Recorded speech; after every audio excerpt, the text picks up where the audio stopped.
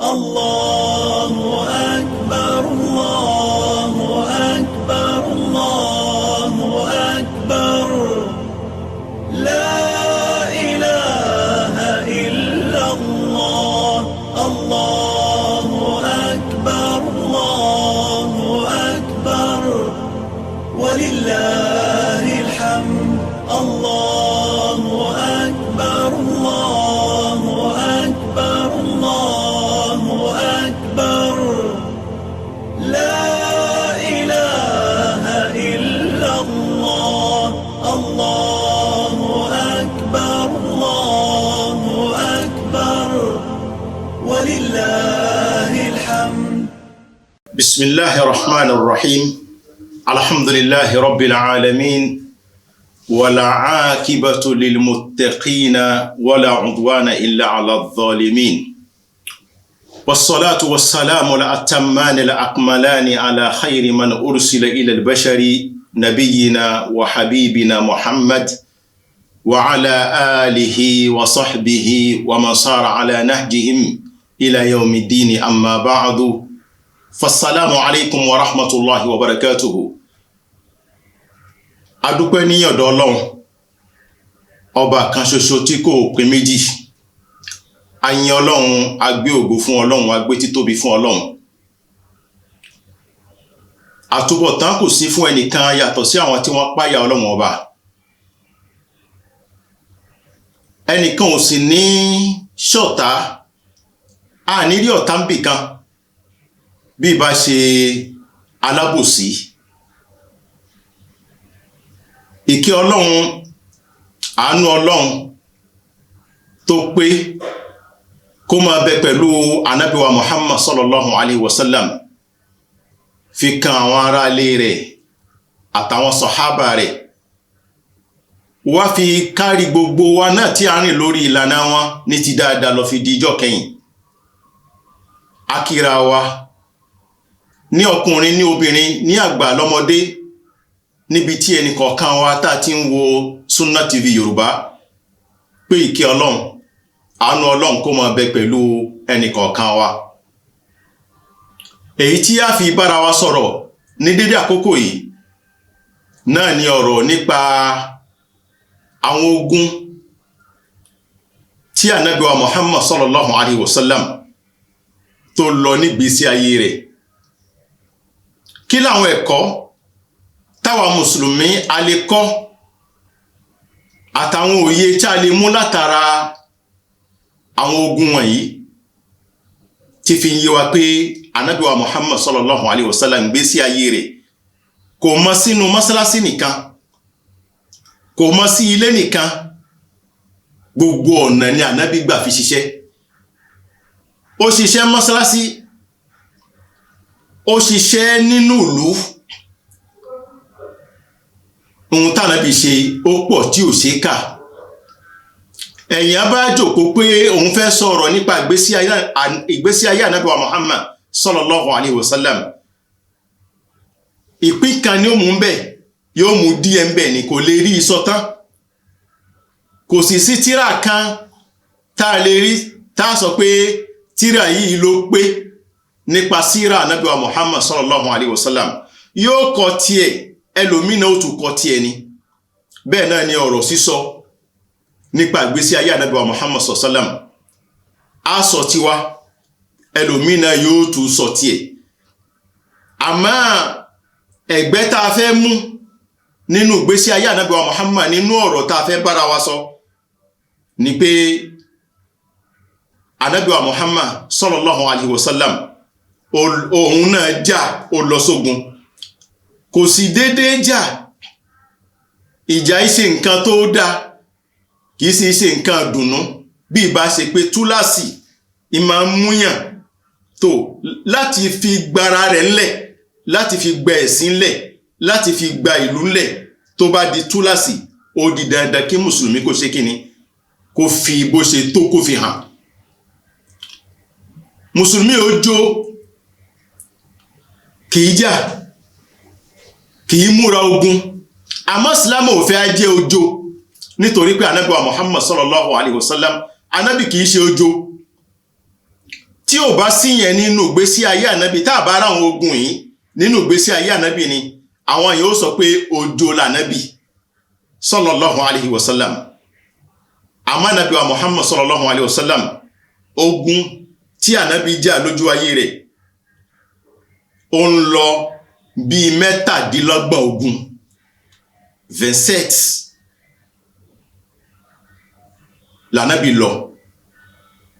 ìbẹnu rẹ̀ léyìí tóun náà lọ́nu rẹ̀ ìsì ìbẹnu rẹ̀ tó ṣe pé ó rán àwọn sàhábà rẹ̀ lọ ni. gbogbo èyí ń tọ́ka sí kíni ń pé ànábì wa Muhammad sallallahu alayhi wa sallam aṣíwájú gidi ni. tá a bá wá wò pàtàkì ọ̀rọ̀ sísọ nípa ìgbésí ayé ànábì wa Muhammad àkọ́kọ́ ń bẹ bá bá ń sọ ọ̀rọ̀ nípa ìgbésí ayé ànábì nítorí kíni liliktida bihi sallallahu alayhi wa sallam ká lè máa tẹ̀lé lànà rẹ̀ ká kọ́ ẹ̀kọ́ látara rẹ̀ walakum fi rasulillahi uswatun hasana àwòkọ́ṣe rere tó dáa tí ò sí èméjì ń bẹ tó pé tí ò sọ nínú tí ò lè mú ní ṣiṣẹ́ ó pèsè sára ànábì wa Muhammad sallallahu alayhi wa sallam.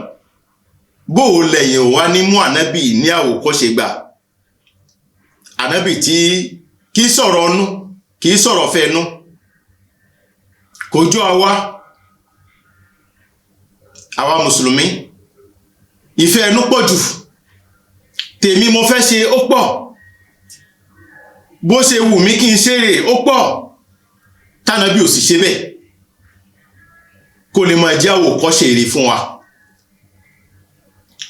bákan náà bàbá ń ka ọ̀rọ̀ nípa ìgbésí ayé ànábì wa Muhammad sallallahu alayhi wa sallam láti lè lékún ìfẹ́ ànábì ni. gbogbo ìgbà tá a bá ń gbọ́rọ̀ ànábì a sì máa rí pé ìfẹ́ ni yóò sì máa lékún sí wa lọ́kàn. tala tún lè fẹ́ràn tó tó ànábì wa Muhammad sallallahu alayhi wa sallam. ànábì náà fi yé wa ń pé ká fẹ́ràn òun ju àwọn tó bí wa lọ. a gbọ́dọ̀ nífẹ̀ẹ́ ànábì lẹ́yìn ọlọ́run ànábì ló kàn. a fẹ́ràn ànábì. àwọn nǹkan tá a sì lè fi fẹ́ràn ànábì ni pé ká máa gbọ́ ká sì máa kà nípa ìgbésí ayé ànábì wa Muhammad sallallahu alayhi wa sallam. tá a bá ń sọ ọ̀rọ̀ nípa ìgbésí ayé ànábì wa Muhammad sallallahu alayhi wa sallam à ń fẹ́ kọ́ra wa lẹ́kọ̀ọ́ sùúrù ayé ni. nítorí pé ta ló lè ṣe sùúrù bí sùúrù ànábì kò sí nínú wa. àwa àfáà lẹ́nìí àwa imam ẹ wo sùúrù. àfáà ń ṣépè ìmáàmù ń ṣépè tànábì kò ṣépè rí kò búyàn rí. ẹni tó ọmọ tó gbábẹ́ ànábì wa Muhammad fún ọdún 10 olánàbì kò kígbe sóhun lérí rí kò béèrè lọ́wọ́ òun rí pé kíní tóhun ṣe kí ni sábàbí kíní ìdí kó lè fà á tóhun fi ṣe. ànábì ò béèrè rí sallallahu alayhi wa sallam. ànábì tá a rí onísùúrù ni. bàbá ni ànábì bàbá ni tó tó bàbá. bàbá fẹ́ pìyàn ní pé lágbájá ṣé bàbá ni àbí kìí ṣe bàbá. bàbá rẹ̀ náà ni ànábì.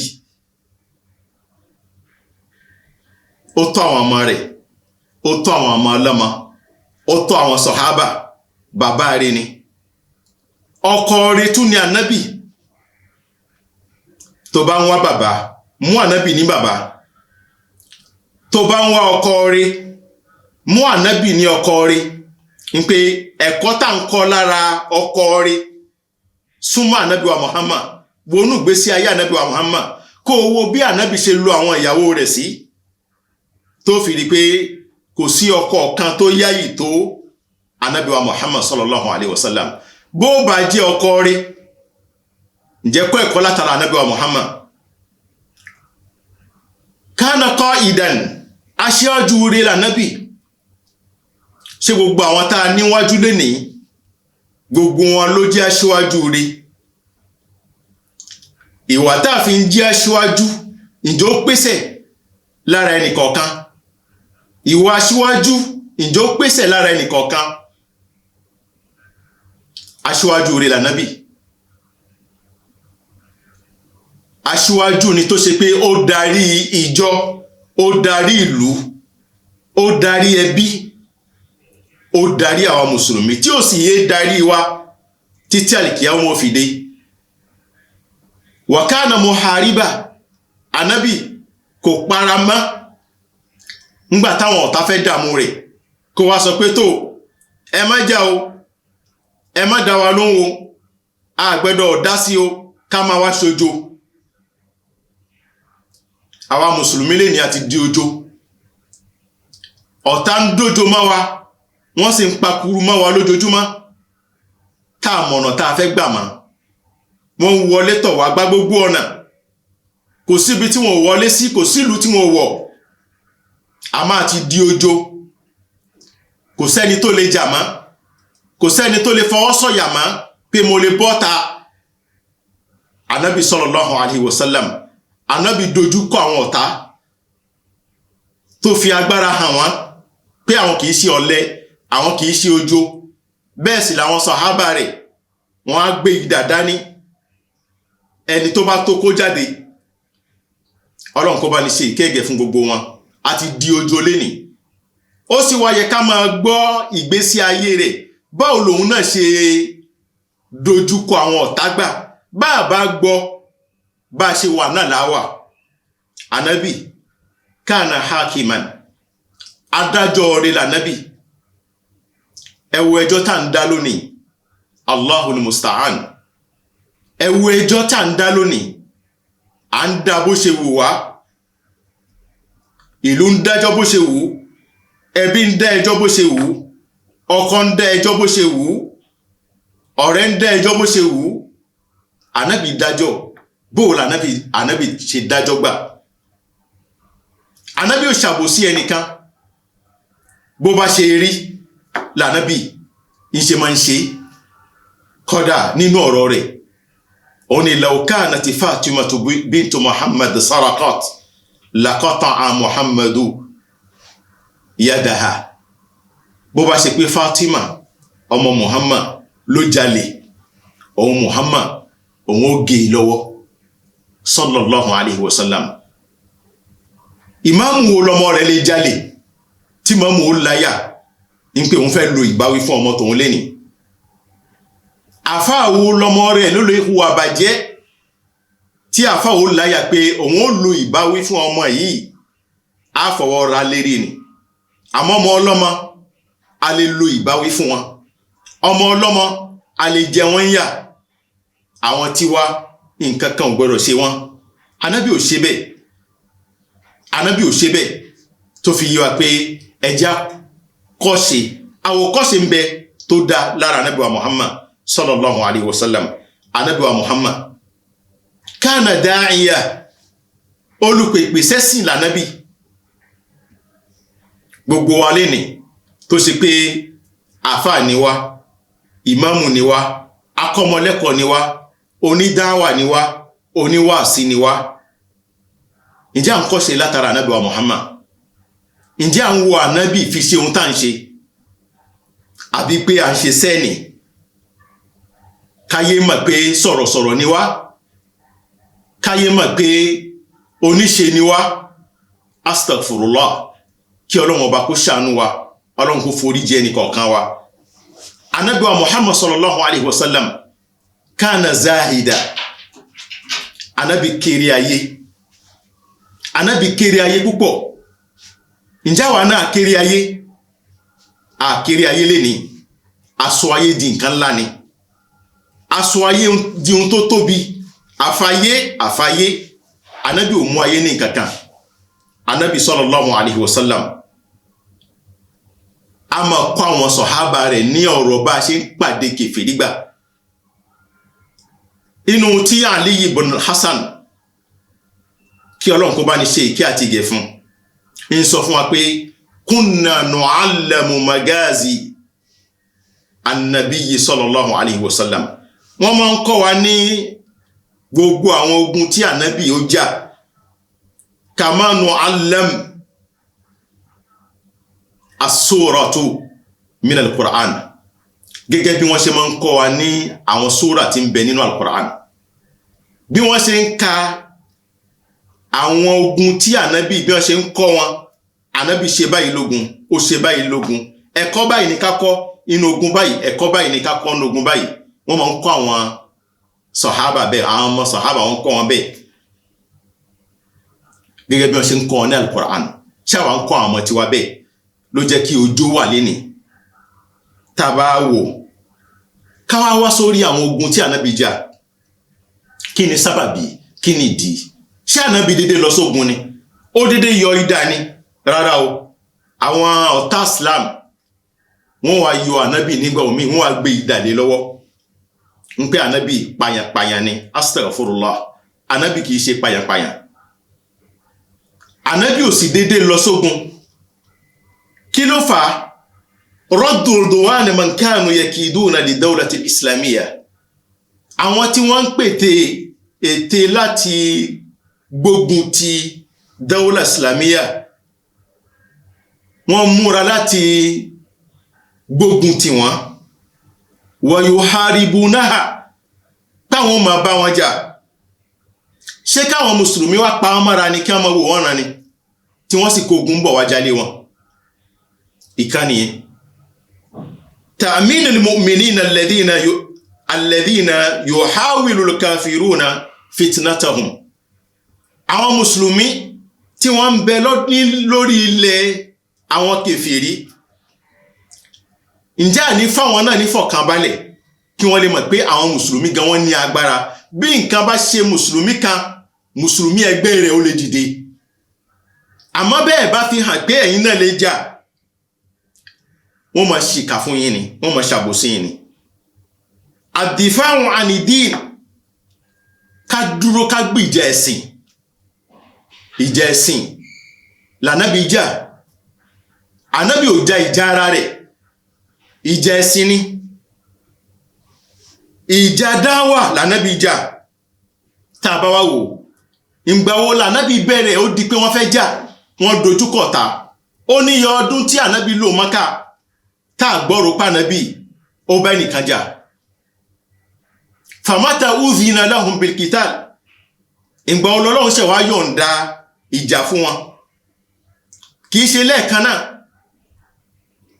lẹ́yìn ọdún kejì tí wọ́n ṣe wá dé Madina fi sanati thaniya min al-hijra ọdún kejì tí wọ́n dé Madina lọ́lọ́run ṣe wá ń yọ̀ǹda fún wọn pé tó òun yọ̀ǹda fún wọn áyà tí Ọlọ́run sì kọ́ fi yọ̀ǹda fún wọn kò ní kí wọ́n lọ jà nítorí ìgbà gbogbo wọn àwọn sàhábà tí wọ́n ń bẹ Mákà wọ́n ń rí ìnira wọ́n ń rí pọ́njú wọ́n ń bá Ànábì wa Muhammad sallam pé ṣé ká wá pa ọmọ ara ní ṣé àníjà ni àwọn náà ní dojúkọ àwọn èèyàn yìí ni Ànábì ó máa sọ fún wọn pé isbiru fa inni lamu umar bil qital ẹ ṣe sùúrù Ọlọ́run ò pa mí láṣẹ pé kí n jà Ọlọ́run ò pa mí láṣẹ rẹ̀ kò pa mí láṣẹ ẹ̀jà látara èyí a rí pé Ànábì wa Muhammad sallam Ànábì kìí ṣe oníjà ìgbà táyà àkọ́kọ́ fẹ́ sọ̀kalẹ̀ Ọlọ́run sọ fún wa nínú Al-Qur'ani pé udhina lilladhina yuqataluna bi annahum zulimu wa inna Allaha ala nasrihim laqadir ayọ̀ǹda fáwọn tí wọ́n ń pa wọ́n yọ̀ǹda fáwọn tí wọ́n ń pa bí annahum zulimu èyí tó dájú ni pé àbòsí wọn ni wọ́n ń ṣe àbòsí wọn ni wọ́n ń ṣe àwọn tí wọ́n ń pa ni àwọn tí wọ́n ń jẹ ìyà ní Mákà ni àwọn tí wọ́n ń fìtínà ní Mákà ni èyí tó dájú zulimu wọ́n ṣàbòsí wọn ni níbo Ọlọ́run wá parí rẹ̀ sí ṣó ní kí wọ́n lọ́jà ni Ọlọ́run ní wa inna Allaha dájúdájú Ọlọ́run ala nasrihim laqadir òun ní agbára láti ṣe àtìlẹ́yìn fún wọn ẹ̀wọ̀n tọ́lọ́run sọ fún wọn ẹ máa retí àtìlẹ́yìn àmọ́ àníkẹ́ lọ́jà gbogbo ọ̀nà tó wà nù ṣòro lẹ́nì tó wà nù nira tó tí lágbára àti dojúkọ ihun tí ṣe ẹ́ ó ṣe sùúrù ni ó sì wá nígbàgbọ́ pé ọlọ́run ọba ala nasrika laqadir ó ní agbára láti ṣe àtìlẹ́yìn fún ẹ ẹ̀kọ́ nìyẹn jẹ́ fáwọn mùsùlùmí wọ́n ní dá ò tí tẹ̀ ẹ́ lọ́wọ́ òun béèrè ikú tó pa bàbá rẹ̀ ó ṣe sùúrù ni kó máa bẹ ọlọ́run sùúrù ni mùsùlùmí ṣe sùúrù làwọn sọ̀hábà lànábì ni wọ́n kọ́ ṣe ọlọ́run ò ní kí wọ́n máa lọ jà lẹ́ẹ̀kan náà gbogbo àwa mùsùlùmí láwọn àfálẹ́ ni àwọn ọ̀dọ́ á ṣe sùúrù ni fìdìgbà tátìlẹ́yìn yóò fi dé àmọ́ àti sọ gbogbo rẹ̀ díjà àti ń bẹ̀wù àti ń lúra wa àti ń dápara síra wa à ń búra wa subhanallah uswa hasana ńkọ́ látara ànábì aya àkọ́kọ́ tó kọ́ sọ̀kalẹ̀ fún wa nìyí wàhálà ti wá pọ̀ ìdààmú pọ̀ ńgbà tí ìdààmú yìí wá pọ̀ ibẹ̀ lọ́lọ́run ṣe wá sọ aya kejì kalẹ̀ pé waqatilu fi sabilillahi alladhina yuqatilunakum wala ta'tadu inna Allaha la yuhibbul mu'tadin waqatilu àṣẹ ni ẹ ọya ẹ̀yin náà dojúkọ wọn ẹ bá wọn jà àwọn tàlẹ́fẹ́ bá jà alladhina yuqatilunakum àwọn tí wọ́n ń pa yín àwọn tí wọ́n ń bá yín jà ẹni tí ò bá bá ní jà tí ò ní kankan pẹ̀lú ní àìdojú ìjà kọ ọlọ́run ní kí wọ́n kojú wọn àmọ́ pẹ̀lú májẹ̀mú wala ta'tadu ẹ má kọjá yìí ẹ má ṣàṣejù nítorí kíni inna Allaha la yuhibbul mu'tadin dájúdájú ọlọ́run ọba kò fẹ́ràn aláṣejù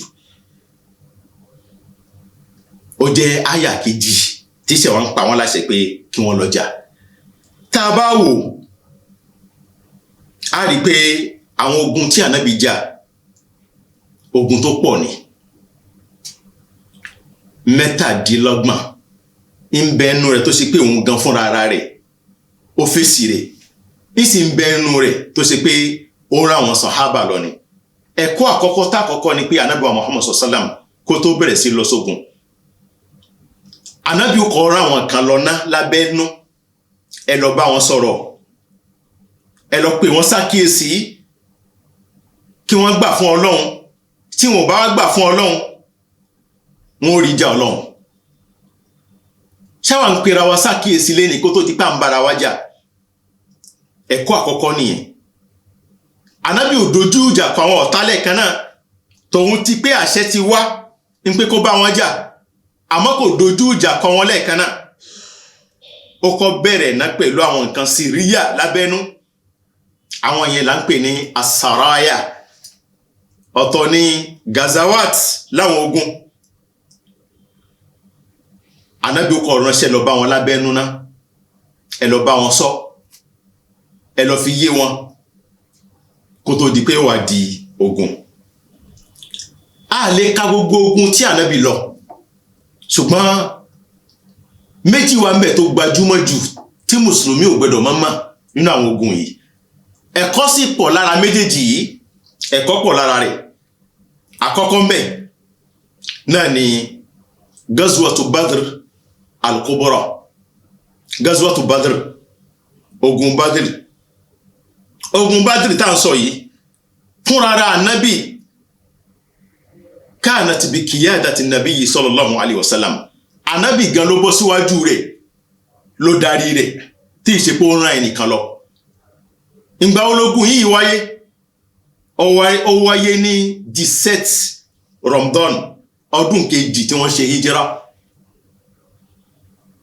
tí ń jẹ́ ìjọ 17 oṣù Ramadan lọ́dún kejì tí wọ́n ṣe hijira ẹ wò ogun nínú Ramadan táwa fi ń sùn léni nígbàtí Ramadan bá dé a sọ pé àtúlẹ̀ ṣiṣẹ́ kan mọ́nu Ramadan a ń lọ sùn kalẹ̀ ni táàfìrí pé àwọn mùsùlùmí àti dọ̀lẹ́ a ní ṣe kankan nínú Ramadan inú Ramadan yìí lànàbí sallallahu alaihi wasallam ló káwọn sàábé jọ ni wọ́n jáde fún ogun Badr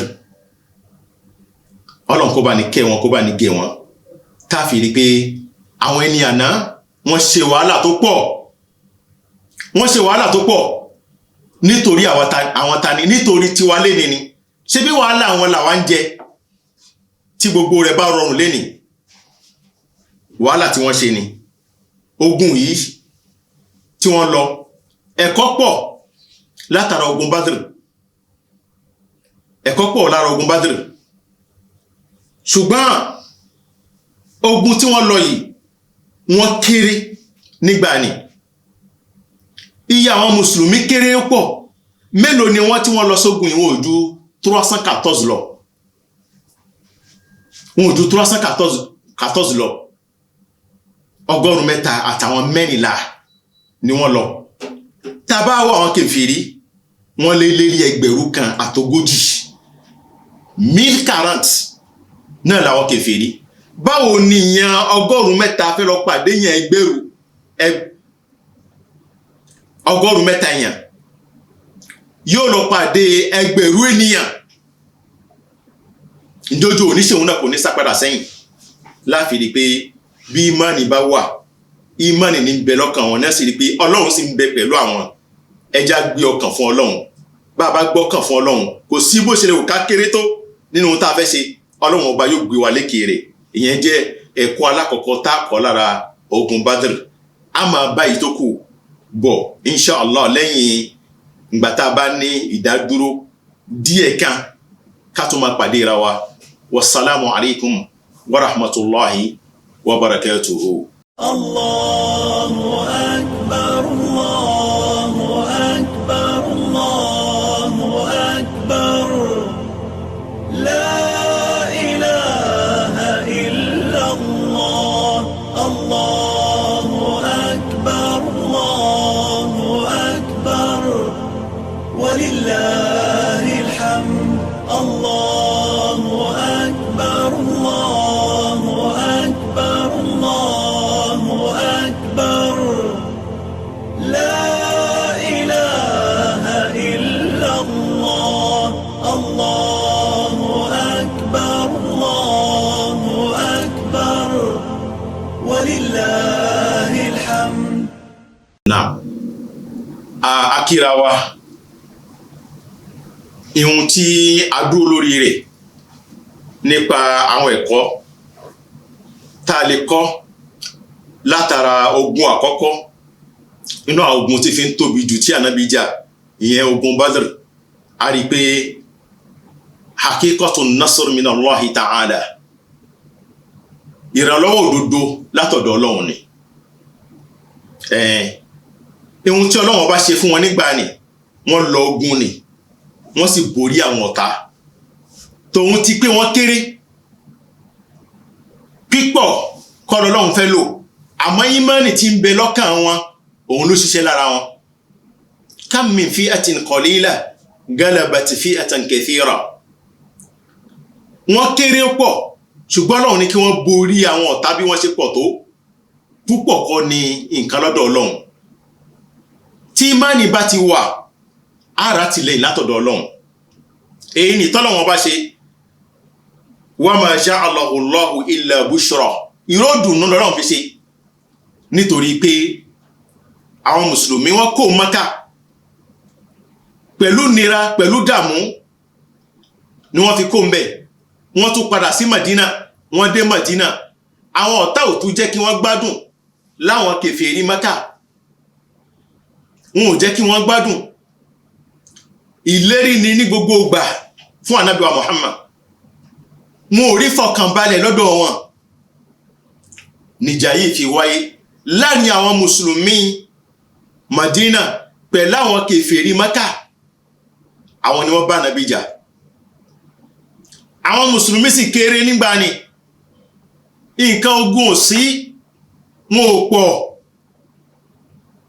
agbára wọn kéré àmọ́ tòun ti bẹ́ẹ̀ Ọlọ́run yọ̀ǹda fún pé kí wọ́n kojú àwọn kèfèrí wọ́n sì kojú wọn borí wọn àwọn mùsùlùmí ló borí ogun ni kana nasrul lil mu'minin àwọn náà borí ogun Badr èyí tí Ọlọ́run bá ṣe kó máa jẹ́ ìró ìdùnnú ni wọ́n borí rẹ̀ wọ́n sì tún kó nǹkan tó pọ̀ lọ́dọ̀ àwọn kèfèrí. Mélòó ni wọ́n pa nínú àwọn mùsùlùmí lógun ni? Wọn ò ju mẹ́tàdínlógún lọ tí wọ́n pa. Ìlú àwọn kèfèrí kọ́, wọ́n pa bí sọ̀ndísì nínú àwọn kèfèrí. Wọ́n sì kó sọ̀ndísì lẹ́rú. Ẹ wo nǹkan. Ìhun táwọn mùsùlùmí kó ń bẹ pọ̀, èyí tí Ọlọ́run bá ṣe, ó ní wa ma ja'alahu Allahu illa bushra. Ìró dùnú lélẹ́yìí jẹ́ fáwọn mùsùlùmí. Wa litatma'inna bihi qulubukum. Ọlọ́run sì ń fẹ́ fi ọkàn wọn rinlẹ̀ pẹ̀lú tọ́lọ́run ṣe fún wọn yìí. Wa man nasru illa min indillah. Àtìlẹ́yìn kò lè tibì kan wá bí ìbáṣọ̀dọ̀ Ọlọ́run. Ọlọ́run nìkan ni máa ń tini lẹ́yìn.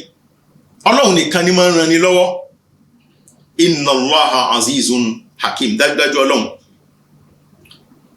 ọba ẹ̀yìn ni, ọba tó sì gbọ́n ni. Ọlọ́run tóbi, ọba tó sì gbọ́n ni Ọlọ́run. Ọlọ́run ò ṣe nǹkan kan tì.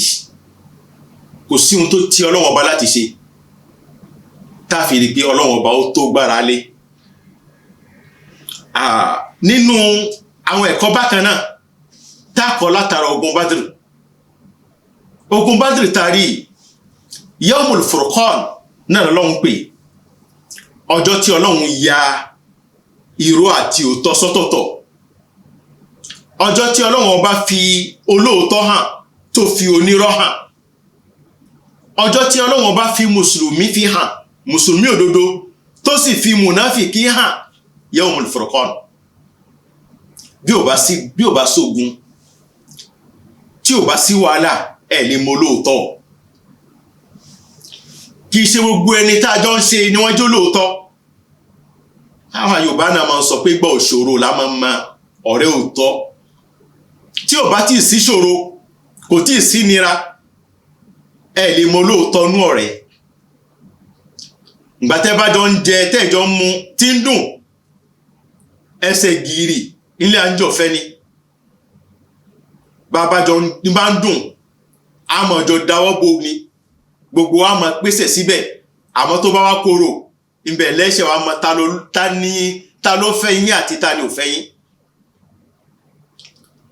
Bí ò bá sógun, bógun ò bá wáyé ni, tí ò bá sí Gazwatu Badr ni, Ànábì ò ní mọ olóòótọ́, kò sì ní mọ onírọ́. Gazwatu Badr, Ọlọ́run fi yé wa pé Yawmul Furqan náà ni Gazwatu Badr jẹ́. Yawmal taqal jama'an. Ǹjọ́ tí àwọn ìjọ méjèèjì tí wọ́n pàdé ra wọn. Wallahu ala kulli shay'in qadir. Ṣùgbọ́n Ọlọ́run ọba tó lágbára lérí gbogbo nǹkan gbogbo ni. Gazwatu Badr, ogun yìí, Furqan bayna al-haqq wal-batil. Òun ló jẹ́ àmà ìyàtọ̀ láàrin òótọ́ àti irọ́. Kama yaqulu al-mufassiruna, bí àwọn àfá oní tafsiri bí wọ́n ṣe wí nìyẹn. Bákan náà, ogun yìí, al-haqqul asil, ó jẹ́ àmà òótọ́, ìpìlẹ̀ òótọ́. Alladhi qamat alayhi as-samawati wal-ard, lérí ohun tí wọ́n ma sánmà àti ilẹ̀ sí. Ọlọ́run ò mọ́ sórí irọ́, èrí òótọ́ ni gbogbo rẹ̀. Ogun yìí, Ọlọ́run bá kọ́ alẹ́kọ̀ọ́ tó pọ̀ ń bẹ̀. Bákan náà, Gazwatul Badr, nínú ẹ̀kọ́ tààtù mú mẹ́, al-wala'u wal-bara'.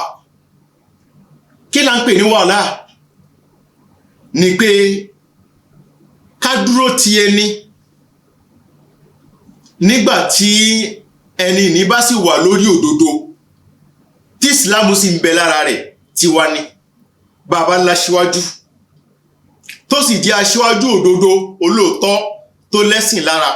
Ìsìlámù ní ká dúró tì, a gbọ́dọ̀ fínlẹ̀. Kódà gbogbo bó ó ṣe ẹbí ni wá ni, a kìí ṣe ẹbí ni láti rí pé ọmọ ìyá wa ní nínú Islam tẹ́sìn sì wà lára rẹ̀ olódodo sí ni Islam ní a dúró tì gbogbo ohun tó wù kó jẹ́ tí ò bá sí ẹ̀sìn lára rẹ̀ tí ò sí lóòótọ́ lọ́dọ̀ rẹ̀ Islam ní ká jìnà sí wa hadha wal bara al-wala'u wal bara á dúró ti aṣíwájú lópin ìgbà tó ti jẹ́ ń pé ẹ̀sìn kan náà yìí náà lájọ ń ṣe olódodo sí ni á dúró tì ìgbà tá a bá rí pé àfáà mi ni lóòótọ́ àmọ́ bí tèmi ń tá ń rò kọ́ lòun rò ẹ̀sìn tá ń ṣe kọ́ ní ṣe o mánájì tí tá ń wà lórí rẹ̀ kọ́ lòun wà lórí rẹ̀ o tó bá dàbẹ̀ falbara á fira wálẹ̀ lakum dinukum waliya dini kó máa ṣe tiẹ̀ kémi sì máa ṣe tèmi kódà kó jẹ́ bàbá èèyàn kó jẹ́ ìyá èèyàn lẹ̀sí ti yà yín sọ́tọ̀tọ̀ ẹ̀tọ́ tọ́mọ lè ṣe fún bàbá yóò máa ṣe fún àmọ́ tó bá kan ọ̀rọ̀ ẹ̀sìn ṣe tiẹ̀ ń ṣe tèmi ni àlè á sọ pé torí pé bàbá mi ní kò máa bá ṣe ẹ̀sìn rẹ̀ tá a sì rí pé ẹ̀sìn ò jọra wọn kí ló ṣẹlẹ̀ ní ogun Badr àwọn kan bẹ tó ṣe pé àwọn òbí wọn kì í ṣe mùsùlùmí Ọlọ́run sì ní káwọn gba Islam àwọn ará ilé wọn kì í ṣe mùsùlùmí Ọlọ́run sì ní kí wọ́n gba Islam nígbà tó ogun Badr dé ńkọ́ ibo ni wọ́n fẹ́ tò sí ṣé kí wọ́n lọ tò sáàní méjì àwọn ará ilé wọn tí kì í ṣe mùsùlùmí ni láti máa wá bá Ànábì jà wọ́n sì ti di mùsùlùmí wọ́n á rí pé kò lè lọ bẹ́ẹ̀ wọ́n dúró ti Ànábì wa Muhammad sallallahu alaihi wasallam àwọn ará ilé wọn tí kìí ṣe mùsùlùmí tí wọ́n fẹ́ wá bá Ànábì jà wọ́n á gbógun ìjà kojú wọn ìyẹn pé al-wala'u lin-nabi wal-bara látọ̀dọ̀ àwọn tó jẹ́ fámílì wọn ogun Badr ó fi irúfẹ́ nǹkan báyìí hàn tí fi ń kọ́ àwọn mùsùlùmí lẹ́kọ̀ọ́ ní pé ẹja dúró ká dúró pẹ̀lú òdodo ẹ má jà dúró pẹ̀lú irọ́ tá a bá ríyàn tó bá pé eléyìí onírọ́ ní ẹ̀sìn rẹ̀ ò dáa àní tò sí lẹ́yìn má ká sọ pé gbogbo bó wá ṣe wù kó gbà tí wá ní rárá o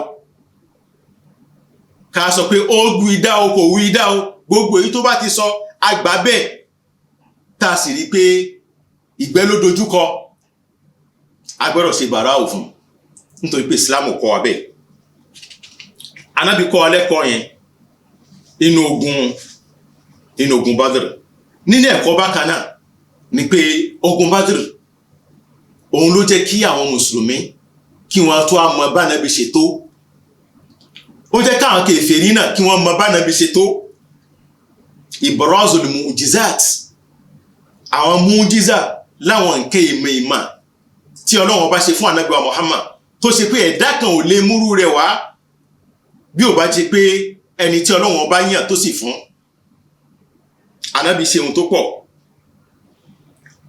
àwọn nǹkan ń bẹ tó ṣe pé Ọlọ́run ọba kò fi mọ ẹnìkan òun nìkan ló mọ̀ nǹkan pamọ́ ni ghaib Ọlọ́run sì fi ohun tó pamọ́ ni tó ṣe pé inú àwọn nǹkan tó ṣe pé Ọlọ́run ọba ló mọ̀ kó máa fi kò yá kó tó fi hàn ẹ̀dá kan bí ìbá ṣe pé ẹ̀dá tó fẹ́ràn nínú àwọn òjíṣẹ́ rẹ̀ Ọlọ́run fi àwọn nǹkan fi hàn Ànábì wa Muhammad sallallahu alaihi wasallam nínú tí Ọlọ́run fi hàn Ànábì wa Muhammad sallallahu alaihi wasallam ikú arákùnrin kan tá ń pè ní Umayya ibn Khalaf Ànábì ti sọ ikú rẹ̀ síwájú kó tó di kókú ó wá jẹ́ ohun tó yà àwọn kèfèrí tó yà wọ́n lẹ́nu púpọ̀ wọ́n sì gbà bẹ́ẹ̀ ní pé ohun tánàbí bá sọ o kò sí irọ́ mẹ́ káfìrí pé Ànábì wa Muhammad sallallahu alaihi wasallam Ànábì kìí ṣe ẹ̀dá lásán òjíṣẹ́ Ọlọ́run ọba ni ohun tí Ọlọ́run sì ṣe fún Ànábì ó pọ̀ gan ogun yìí ló jẹ́ àmà àwọn àǹfààní yìí tó sì ṣe kókó ń pé gbogbo àwa mùsùlùmí ká lọ mọ̀. Èyí jẹ́ àwọn ẹ̀kọ́ tá a fẹ́ yọ fúnra wa nípa ogun Badr. Ogun kejì nínú àwọn ogun ńlá tó ṣe pé Ànábì wa Muhammad sallallahu alaihi wasallam lọ lẹ́yìn ogun Badr náà ni gazwatu Uhud. Ogun Uhud a máa gbọ́ púpọ̀ nínú síra táwọn afáwọn máa kà fún wa. Ìyẹn ogun Uhud. Ogun Uhud ọdún kẹta tí wọ́n ṣe hijira náà ni ogun Uhud wáyé. Ìyẹn pé ọdún kan lẹ́yìn ogun Badr lógun Uhud wáyé. Ogun Uhud kí ló ṣẹlẹ̀ ń bẹ̀ ní ṣókí? A rí pé alhamdulillah àwọn mùsùlùmí wọ́n borí nínú ogun Badr. Ìgbà tó dogun Uhud tòun ti pé àwọn mùsùlùmí wọ́n ti wá pọ̀ dáadáa. Wọ́n ti pọ̀, wọ́n sì ní nǹkan ogun tó pọ̀, ṣùgbọ́n kíní kó tàn jẹ bá apá kan nínú àwọn sàhábà. Ó kó tàn jẹ bá wọn. Ọlọ́run wá fẹ́ fi hàn wọ́n pé pípọ̀ kọ́ ni nǹkan. Bá a ṣe ṣe fún yín nínú Badr tẹ́ ẹ pọ̀ tẹ́ ẹ sì borí wọn. Inú Uhud tẹ́ ẹ wá pọ̀ tẹ́ ẹ tí ẹ wá lérò pé tó pípọ̀ yìí àti bẹ́ẹ̀ ṣe tó yóò mú yín borí wọn. Ọlọ́run wá ní tó kí àṣìṣe wáyé, wọn ò padà borí nínú ogun Uhud. Nítorí kíni? Láti lè kọ́ wọn lẹ́kọ̀ọ́. Gbogbo rẹ̀ gbọ́dọ̀ máa jẹ́ intisar, kó máa jẹ́ pé à ń borí gbogbo rẹ̀. Ń pé aborí eléyìí, aborí ogun yìí, aborí ogun yìí. Àwọn omi ò máa wáyé tó ṣe pé a ní borí ń bẹ̀ tá a fi máa kọ́ ẹ̀kọ́ látara rẹ̀. Ẹ̀kọ́ wo l'Ọlọ́run fẹ́ wá kọ́ wọn? Ọlọ́run fẹ́ kọ́ wọn lẹ́kọ̀ọ́ tadhkirul mu'minin bis-sunan wa da'awatuhum lil-'uluwwil imani. Ọlọ́run fẹ́ kọ́ wọn lẹ́kọ̀ọ́ pé bí ayé ṣe rí rèé, ó sì di dandan kẹ́ lékún nínú ìmánì yín. Kẹ́ lékún nínú ìmánì. Ọlọ́run jẹ́ ó yé wọn pé wala tahinu wala tahzanu wa antumul a'lawna in kuntum mu'minin. Ẹ má kagara, ẹ má jẹ́ oṣù yẹn, ẹ má bànújẹ́.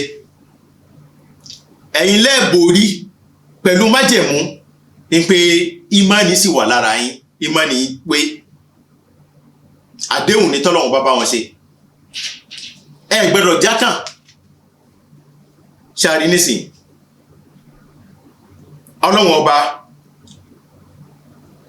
ó tún fi yán bákan náà pé èyí tó ṣẹlẹ̀ sí èyí kìí ṣe pé ẹ̀yin làkọ́kọ́, ó ti ṣẹlẹ̀ sáwọn kan síwájú yín.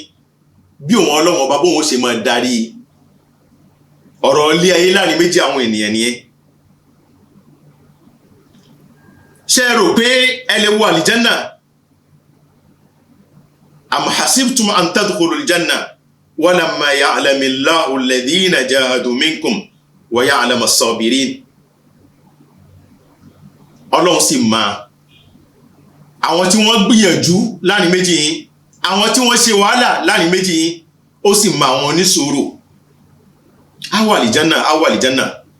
Ọlọ́run ò lè fi àwọn tí wọ́n ṣe wàhálà lẹ̀ látàrí ẹ̀sìn kó fi wọ́n lẹ̀ kó wá kó àwọn tí wọ́n ò ṣe wàhálà sínú àlìjánà. Ọlọ́run ò lè ṣe bẹ́ẹ̀. Ọlọ́run kì í ṣọba alábòsí. Nínú ẹ̀kọ́ tí Ọlọ́run ọba kọ́ wa nípa ogun Uhud ni pé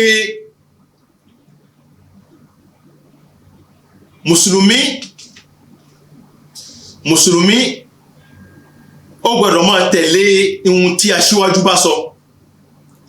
Àwọn mùsùlùmí nígbà ni kí ló ṣẹlẹ̀ sí wọn inú ogun yìí? Ibi tí Ànábì fi wọ́n sí, ẹ dúró síbí, ẹ gbọ́dọ̀ kó ńbẹ̀. wọ́n yapa inú wọn bẹ tí wọ́n yapa ọ̀rọ̀ ànábì. Àwọn kan sọ pé tó nígbà tí wọ́n gbọ́ pé wọ́n ti pa ànábì ọba yẹn mú gbogbo wọn láwọn kan wá kó lójú ogun. Èyí tí wọ́n gbọ́ ẹni tá ń jà pẹ̀lú rẹ̀ aṣíwájú wa òun ni wọ́n ti pa yìí, kí la tún fẹ́ máa ṣe lógun? tó ń pé àwọn kèfèrí wọ́n fi yẹn fi dojo mọ́ wọn kí wọ́n bá lè kó lógun kí wọ́n á rọ́lù wọn, wọ́n á kó gbogbo nǹkan ogun wọn wọ́n kó kalẹ̀. Báwọn ọ̀tá ṣe rọ́lù wọn nìyẹn, tí ì sì ṣe pé ànábì ló sọ pé ẹ kó lógun, ẹ dá ogun dúró, ànábì ò sọ bẹ́ẹ̀ fún wọn. Àwọn kan sì sọ pé tó ìgbà tí wọ́n rí níbẹ̀rẹ̀ pé ìbẹ̀rẹ̀ ogun yìí àwọn ti borí àwọn ọ̀tá, wọ́n ti dáwọ́ lé nǹkan púpọ̀ nínú táwọn ọ̀tá kó wá sógun, èyí wá jọ wọ́n lójú, ó kó tàn jẹ báwọn náà ṣe kó nǹkan ogun wọn kalẹ̀ nìyẹn. Tànábì ò sì sọ pé ẹ kó nǹkan ogun kalẹ̀ ìjà ti tán, ẹnu pé wọ́n ń kó kalẹ̀ làwọn ọ̀tá bá rọ́lù wọn, báwọn ọ̀tá ṣe jẹ lórí wọn nìyẹn. Subhanallah, tó bá wá rí bẹ́ẹ̀ ẹ̀kọ́ wo la fẹ́ mú bẹ́ẹ̀? Tá bá ní aṣíwájú, ìsìlámù kọ́ wa lẹ́kọ̀ọ́ pé àṣẹ tí aṣíwájú bá ń pa a gbọ́dọ̀ máa tẹ̀lé. Mukhalafatu waliyil amri tusabbibul fashal, bẹ́ẹ̀ bá lóhùn ò ní tẹ̀lé àṣẹ tí aṣíwájú pa yóò kó yàn sínú àṣìṣe.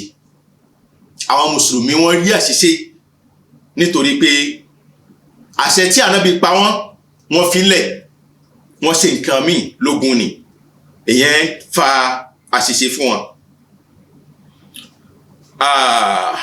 Inú tààtù fi kún bákan náà ni pé ogun yìí gẹ́gẹ́ bí mo ṣe sọ lẹ́ẹ̀kan ni pé ogun ni ó dé láfi mọ olóòótọ́ àtòlírọ́, láfi mọ mùnáfìkì.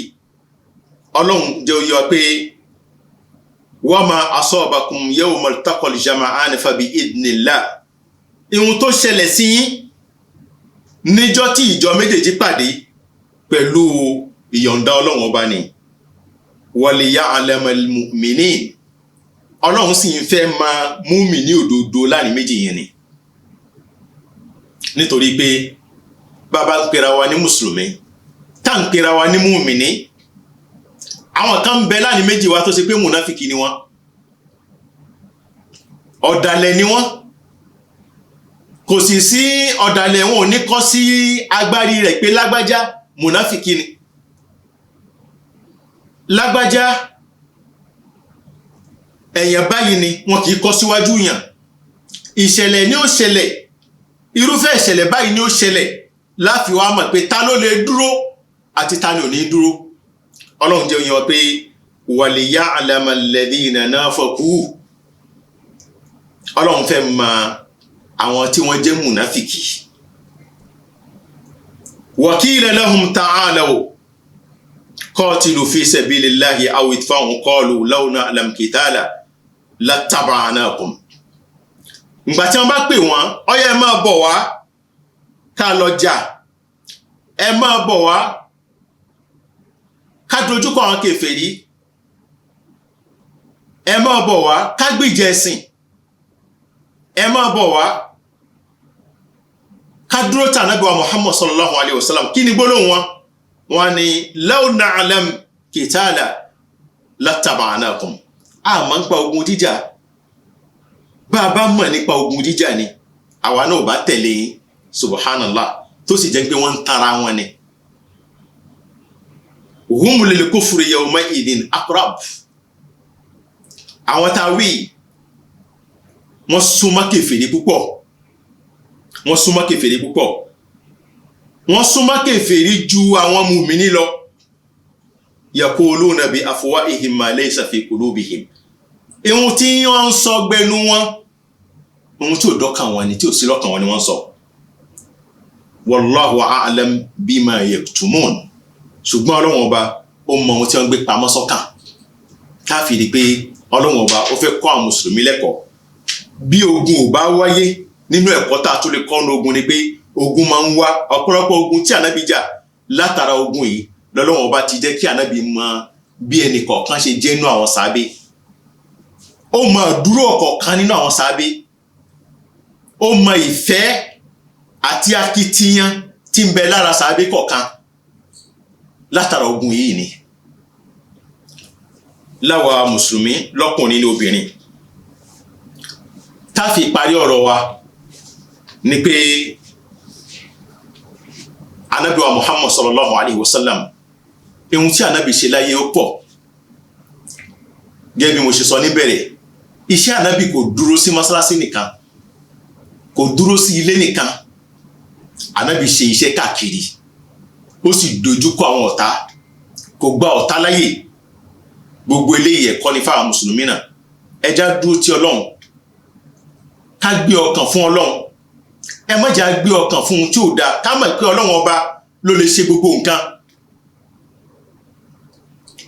gbogbo ohun tí bá ń ṣe wá ẹjá fi rọ̀ sọ́dọ̀ ọlọ́run bàbá kan ò sí níbì kan tó lè gbà wálẹ̀ agbára kan ò sí níbì kan lẹ́yìn agbára ọlọ́run bẹ́ẹ̀ bá dúró tí ọlọ́run ọba yóò dúró tí ẹni tọ̀hún ẹ gbogbo ogun tí ànábì jà ẹ̀kọ́ pọ̀ ń bẹ léyìí tá fi parí rẹ̀ inú ẹ̀kọ́ àmúmára àtàhámùl inda shada'id nígbà tí ṣòro bá dé kéèyàn ní àmúmára kó ní sùúrù kò sí ohun tí ò lè kan ẹ̀dá láyé wọ́n lọ ogun wọ́n wí níbẹ̀ nínú ogun mi wọn ò wí lánàá bí ọlọ́run ká má sọ pé gbogbo rẹ̀ yóò máa dá lọ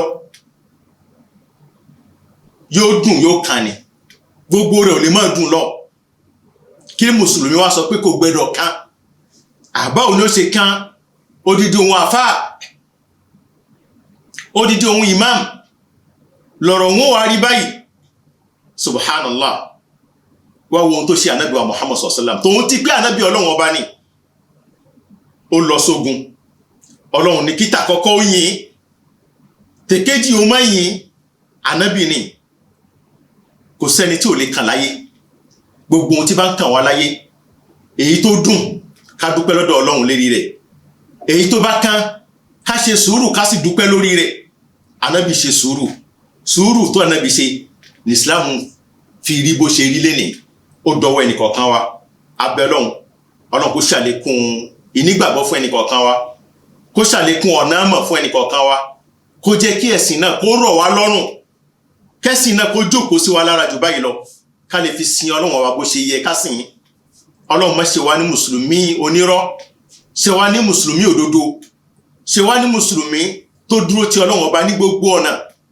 ṣe wá ní mùsùlùmí akin má ṣe wá ní mùsùlùmí ọ̀lẹ má ṣe wá ní mùsùlùmí ojo kí ọlọ́run kó bá ní kí ànábì kó bá ní yọ́nú sábọ̀ rẹ̀ kó bá ní kí àwọn ará ilé rẹ̀ kó kí àwọn sàhábà rẹ̀ fi wá kárí gbogbo wa náà táǹtẹ̀lé lànà ànábì wa Muhammad sallam ní ti dáadáa subhanakallahumma bihamdik ashhadu an la ilaha illa ant astaghfiruka wa atubu ilayk wassalamu alaikum wa rahmatullahi wa barakatuhu. Allahu akbar, Allahu akbar, Allahu akbar.